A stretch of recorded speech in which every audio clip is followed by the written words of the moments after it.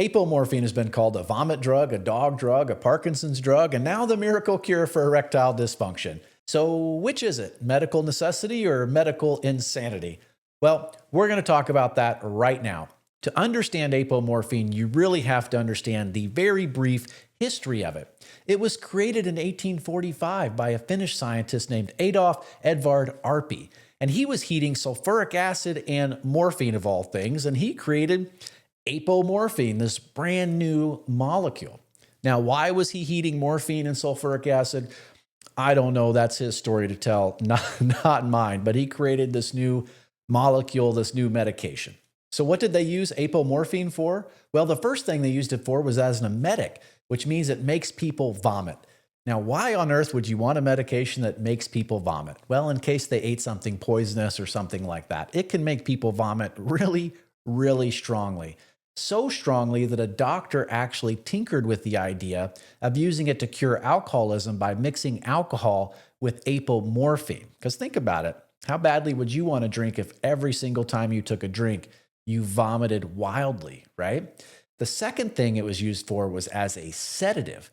And the third thing it was used for was as a treatment for Parkinson's disease. Now, this was thought about way back in the 1880s, but it wasn't until the 1950s that it became a very real treatment to calm the tremors in Parkinson's disease.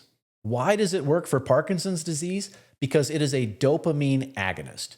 And what that means is that it mimics dopamine. So imagine this is a dopamine receptor. It can be triggered by dopamine, right? It can also be triggered by something that's just acting like dopamine. And that's exactly what apomorphine does. It's a little bit like this TV remote. Sorry, it doesn't seem to be working. It sends a signal, right? There we go. It finally worked. And then after it sends its signal, it metabolizes and goes away. Now, its role in erectile dysfunction was really figured out by accident. Remember that doctor that was mixing apomorphine in with alcohol? He found out that some of his patients, in between being violently ill, were actually getting erections of all things. Researchers later did that with rats. They gave apomorphine to rats and found out that they were giving them little rat erections, I guess. Sort of weird to think about. And then in the 1990s, scientists started studying this as an ED treatment. Now remember, this was around the time of Viagra, right?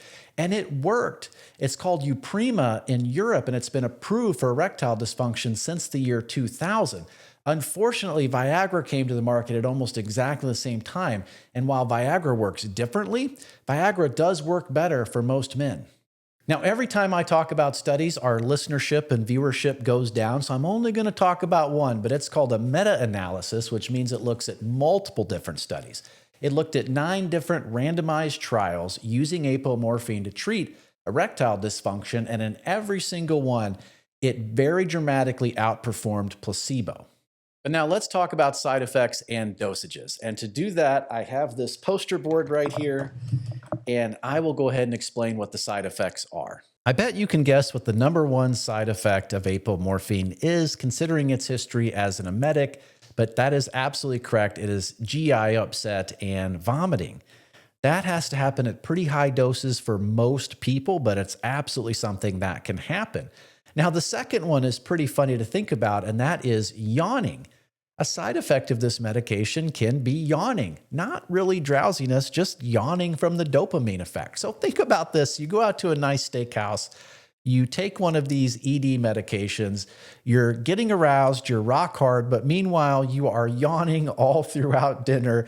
You might end up with an upset date rather than a satisfied date. So that is another side effect as well. The third side effect are headaches and flushing. That's pretty uncommon too and dose dependent. Now you can see from the chart that the dosage here really matters.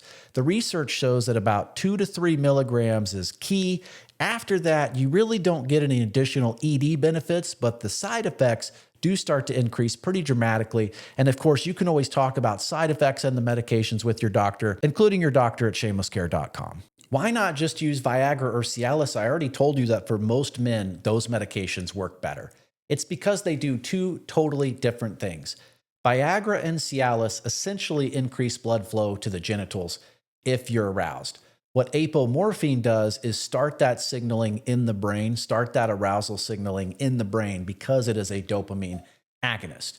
And that's why modern treatments often combine sildenafil and tadalafil and apomorphine, because apomorphine by itself can get the job done, but it handles the psychogenic component, the mental component of sex. So if your erectile dysfunction is, for example, let's say that you are erect and then you go for a condom and suddenly your erection goes away.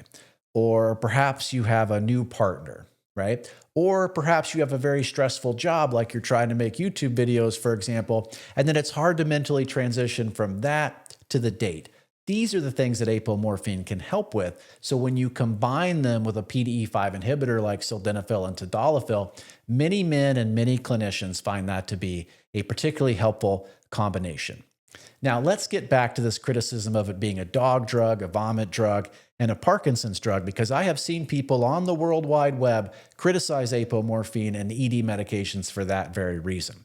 Well, it is all of those things, and there are thousands of medications that have been used for multiples of purposes and multiples of species. You can give amoxicillin to a dog, for example. You can also give it to a human child. All of these things are dose dependent and situation dependent. It'd be a little bit like criticizing your gas stove because a neighbor's house burned down. That's a different dose of fire, and this is a different dose of medication.